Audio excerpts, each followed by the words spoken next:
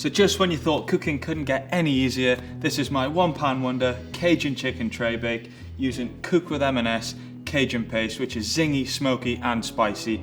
So the first thing I want to do is just chuck in there one bag of M&S Butternut Squash, and then we've got a couple of fresh peppers from M&S. We're just going to chop those up roughly.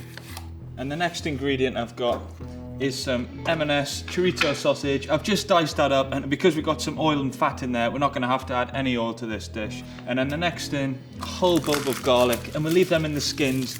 And then we've got a fresh ingredient, that's our chicken from M&S. And here we go, the star of the show, Cook with M&S Cajun paste. It's got smokiness from chipotle and smoked paprika. There's lime in there, which gives it a really zingy finish. And then time to get your hands dirty, give it a good rub together. And you just want to lay the chicken on top, skin side up. We're just going to simply bang it in the oven 40 minutes. Don't forget to give it a baste and all of the juices halfway through, and that's going to be perfect. And there we go, that is my Cajun chicken tray bake using Cook with M&S Cajun paste, the perfect family meal. That's how I cook with M&S. Over to you.